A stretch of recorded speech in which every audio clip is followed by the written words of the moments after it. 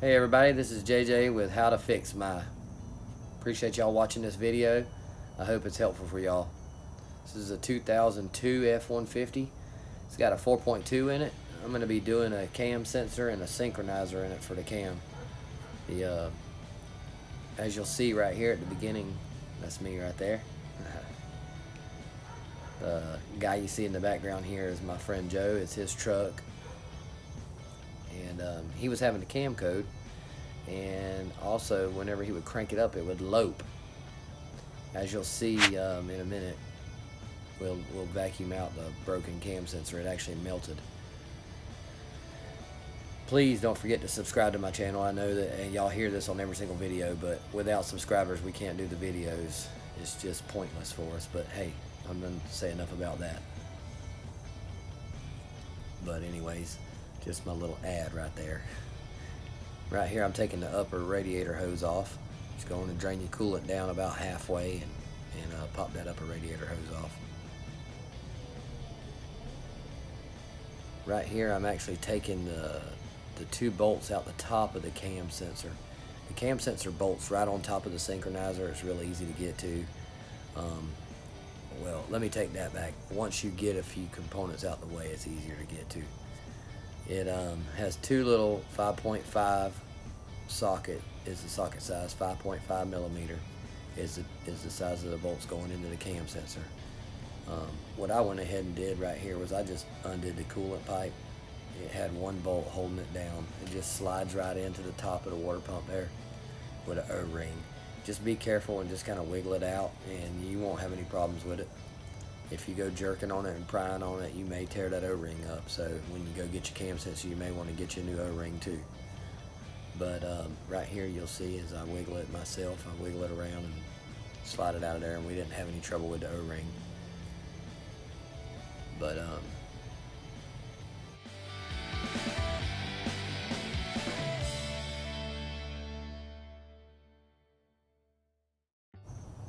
right here I'm taking the EGR off. There's two bolts going into the front. It's 10 millimeter socket. Takes them out. Just take that EGR and loosen those two screws. You'll see right here, I just take them off and then take that EGR. If you got a pipe that's in good shape, you can take it and bend it back a little bit. That's just a little shortcut trick I'm gonna give you. If you got a rusty old pipe, you probably don't want to bend it. You're probably going to break it off, and then you're going to have more problems.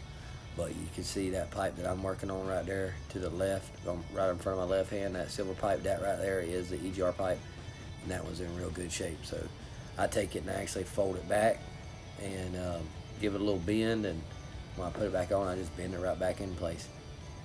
My videos that I do, I don't strip everything down like a lot of mechanics do. I try to do it as quick and painless as possible. Now if it looks like it's going to cause me a lot of problems, you'll see I'll spray PB Blaster on it or loosen the pipe at the other end of the manifold down there if I have to or whatnot. But just right there, like I said, if the pipe's in good shape like that one right there is, then you take it and just bend it back. Just be your own judge, you know, by looking at the pipe. Without wasting a whole bunch of time here, I'm going to go ahead and show you what I'm going to do next.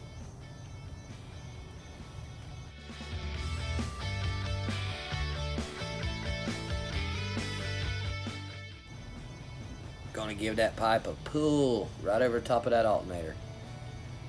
You're going to get it where it ain't going to hit anything, and you're going to give that pipe a pretty good hard pull, and then you're going to be able to get right to the top of that cam sensor.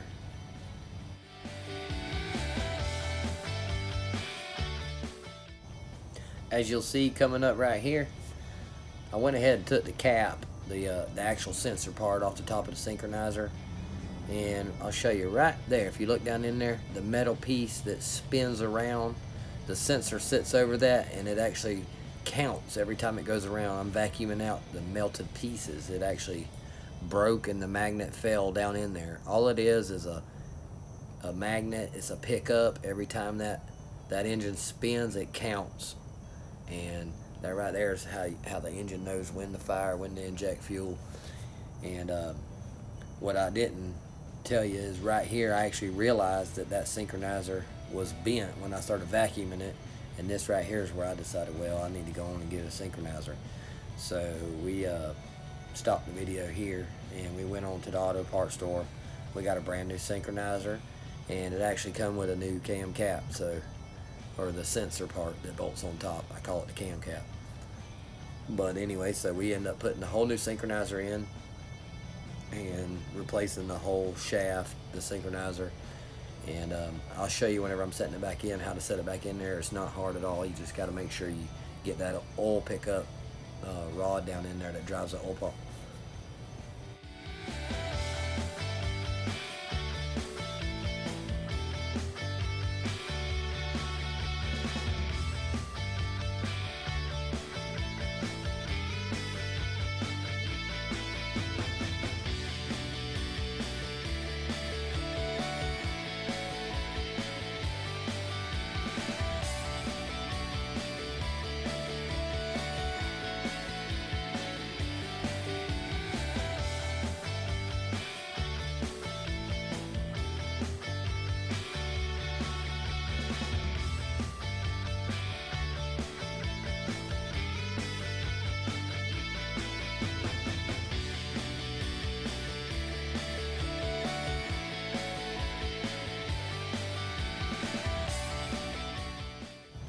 Alright guys, right here I'm installing the new synchronizer, and as you'll see right here whenever I go to put it in, there's a hex head shaft sticking out the end. It has a little clip right there in my right hand. You'll see I'm grabbing it. It's a hex head shaft. That's what actually drives the synchronizer. It goes down into the oil pump and it locks right in there, almost like a distributor would in a an old V8 Chevy, I'd say, or old Ford. Drop the old distributor down in there and make sure you got it lined up. Same setup here, just a little bit smaller. But anyways, you make sure you look down in there, you can see where that shaft goes. Make sure that shaft goes down in there, and make sure you don't drop it or go to the side of the hole. Just don't force it. The synchronizer, when you get it in the right spot, it'll pop right in. And then you line it back up with the marks you made. Just take a paint pen or anything, mark the old one right where you had it, and you won't have to adjust anything. Right there I had it set in, and I go ahead and I put the cap on it right here, the actual sensor part. It's just a magnetic switch, like I said before. It just counts the revolutions to give the signals to fire and do injection, whenever it needs it. So make sure you set that on right and don't force anything. If it don't feel right, I can promise you this, I've been a mechanic for a long time. If something don't feel right, I can almost guarantee you it ain't right. If you putting it on there and it don't just go right on, pull it back off, look at it, there's something going on there. But go ahead and bolt it back on. Like I said, it's a 5.5 millimeter socket. Snug it down, don't go too tight with it. And right here you'll see, try to fast forward the next part of the video where y'all can see where I actually reassemble the pipes and all. Just put everything that you took off back on there and make sure it's all tight. If you're watching this video, I'm sure you got some kind of mechanical knowledge. Most people get stuck at where to get it loose or what to take out the way. So I'm hoping I'm being helpful for you guys. Any comments you guys got to make it better, you just let me know. Like I said, this ain't just only a few videos I've done, so I'm trying to get better at it. And all feedback is good feedback for me right now, even if it's negative. But guys, please don't forget to subscribe. I mean, a lot of people don't realize how much time goes into these videos, and just hours and hours go into these videos to make them and try to make them where you guys can understand them and see everything. And nobody knows until they go and edit one themselves. But enough about that. Just hit that subscribe button. I appreciate it. Everybody out there, every single one of you subscribers mean everything to me. Right this minute, I think I got 25 subscribers, and I appreciate every 25 of them, every single one of you.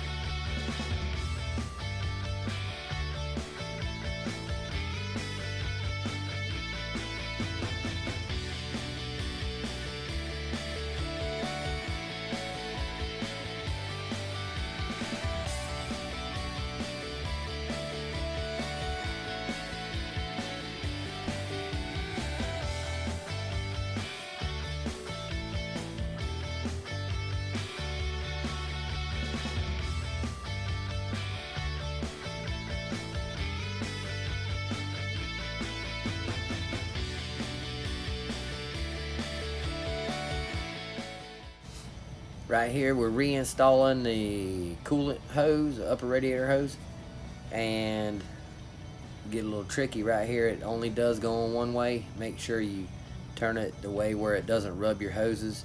I've seen where an AC line or another line will rub a hole right into a coolant line. So coolant line are not real strong. They're not made to rub other hoses. So just a little word of advice. I mean, do it how you want, but I try to make sure it was rubbing as little as possible if you want it to last a long time. You'll see right here we're taking this throttle cover off for him because we got to fix his cable after this video. I ain't going to include it on this one, but got some slack in his cable, so we're going to take the throttle cover off. And I think it ended up being his pedal out of adjustment or something, or maybe it wasn't all the way down on the inside, but we did get the slack out of the cable. And right here we're putting the clamps back on the upper radiator hose. Getting it done right here. This video is wrapping up right here, guys, and I appreciate everybody that watches these videos, and whether you subscribe or you don't subscribe, I do appreciate every video that's watched, and I will get better at it. It's going to take some time, and like I said, all comments or advice that I will take, and I do appreciate every single subscriber. Maybe one day we'll do enough where we could do a giveaway. All right. Get some subscribers first.